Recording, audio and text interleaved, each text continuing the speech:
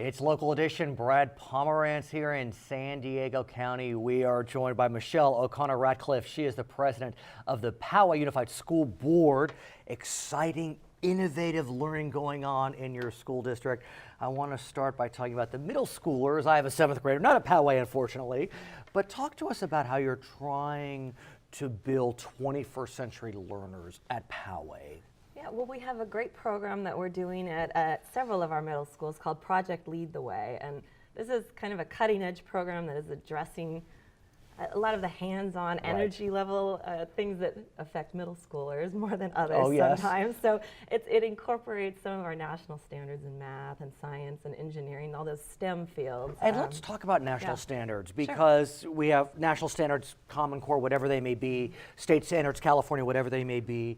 What we do know about them is they're very technologically driven. Absolutely. And so I'm sure the students are doing great. The teachers, I don't know if they're able to manage all the technology. You'd be surprised. Right. But do talk us through the kind of shift that we're seeing toward technology, because with the new SBACs and our tests, it's technologically driven.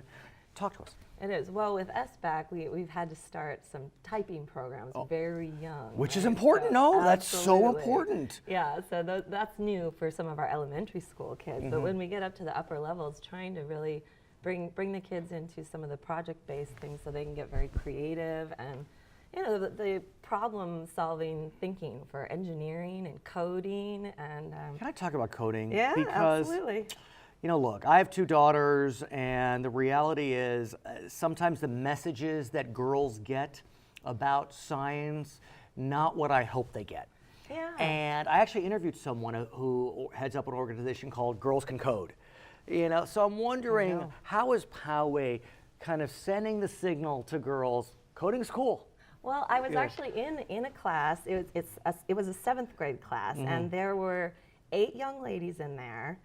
So that's a really encouraging start to kind of bridging some of those gender gaps in STEM fields. But we actually have at one of our other middle schools, it's a pilot program that directly targets girls and other groups that are traditionally underrepresented. And we got a big grant from the Bosch Foundation, which was great.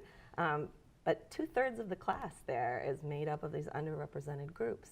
Wow. So that's fantastic. So that's a lot more than 8 girls in that class. What about robotics? That's another popular program that you'd like to see our daughters participate in, are they? And that's tightly integrated with the coding as well. So I was in this class that I was talking about with the eight young ladies in there. They were working on engineering and robotics, and they were doing a survival challenge where the prompt was that some catastrophic event happened on the world, and the human race is practically wiped out, but you have this core group of engineers and scientists who are working together to rebuild civilization. What are you going to do? So they're in groups of 3, and they're designing, and then they have to actually build whatever they design. And these are middle school students. And then they're going to be coding to not only make what they built, they're going to build it, but then they're going to code it to make it actually work and do something. Where are you getting the actual equipment for these students? Where are you getting the teachers for these students? How does this work? Well, speaking of the teachers, and back to some of the gender gap issues, the teacher of this class was a woman. Nice, and she was fantastic. Right. But we find our teachers reaching out to various businesses in our area, and it makes sense that they would want to partner with the schools. They have a workforce need that's coming up through our schools, and we do get a lot of donations. A lot of their equipment that they're getting rid of and updating will come to schools. Speaking of workforce needs, we have many of them. And so I want to turn to what's happening in high school. Because, and I've talked about this before, I have felt that in the 90s, even in the last decade, there was a lot of focus on do everything you can to get kids into college. Now that is a laudable goal, and if a child is college bound or even close to college bound, let's get them into college. But some children are not, and that's okay. And now we're looking towards the CTE, the Career Technical Education, that will allow kids that may not be college bound, or at least 4-year college bound, to get a well-paying job. And Poway's all over it. Well, we're offering more and more of those, and our mission at the district level overall is college and career readiness. So we're looking at kids who are in both situations, but right now we're offering CTE courses, as they're known, in fire science, first responders, some sports medicine, you know, so some of these that are biomedical, some of the engineering, architecture. Which is perfect for San Diego County, especially North County, where so much is going on in terms of those types of industries growing and building. And really the entire county is seeing that. But we also do construction and some electrical and plumbing CTE courses that may be geared more towards our students who are going into a career path rather than going to college.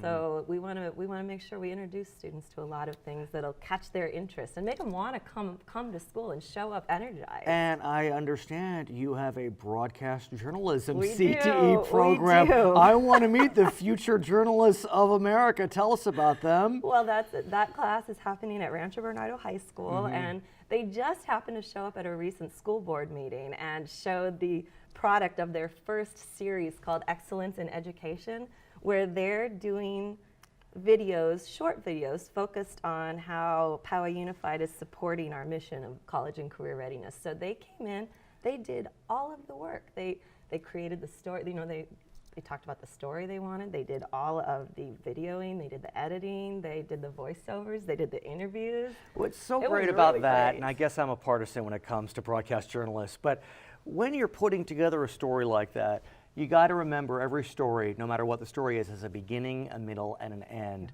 And that's what every essay needs, every math problem needs, every science lab needs. And so in a lot of ways, yes, you know, I'm biased when it comes to journalists, but look, I mean, they're learning such valuable life lessons, organizational skills, absolutely pivotal, or the story gets lost. And so it's not just about, ooh, we're making TV, ooh, we're on TV. These skills truly are transferable. Yeah, absolutely. And they're getting some internship credit for this as well. So not only is it a class where they have a teacher who's really focused on teaching them these real life skills and getting them an introduction to broadcast journalism. So maybe they can do what you're doing. Well, someday. We'd love to have them visit. Maybe that will happen one day. That'd be fantastic. I want to talk more about the parents and students' view of this new push towards CTE. Have we turned the page? Have we given CTE? Are we giving CTE the respect it deserves? I think in Poway Unified, we've had for a while, there were budget cuts for a long time where we ended up cutting a lot of the career-oriented things that were kind of seen as extracurricular rather than focused on academic. And now they're coming back. And I think that parents are happy to see that. Our community is actually going, well, that's great, but can we get one in automotive? Can we get, so there's always a long list of them that parents in the community want to see. And it's still expensive, so it requires us to get these partnerships in the community with businesses. Although arguably, with the extension of Prop 30 passing under Prop 55, that should ease some pressure, no? We hope so, but we won't see anything from that for a couple years at least. Because part of Prop 30 did expire. That's the sales tax portion, but the economy's turning around. And but we are seeing some CTE specifically targeted funds coming to us locally, so that's And is really that coming helpful. through the county, or is that coming from Sacramento? It comes from all over, but it comes from the state and the county. And I think this year, and I'm going to throw out a number that I think is correct, but $3 million that our district received from the state and county. That's for real. Specifically targeted to CTE. Her name is Michelle O'Connor-Ratcliffe. She is the president of the Poway Unified School Board. My name is Brad Pomerance. We are coming to you from San Diego County on Local Edition.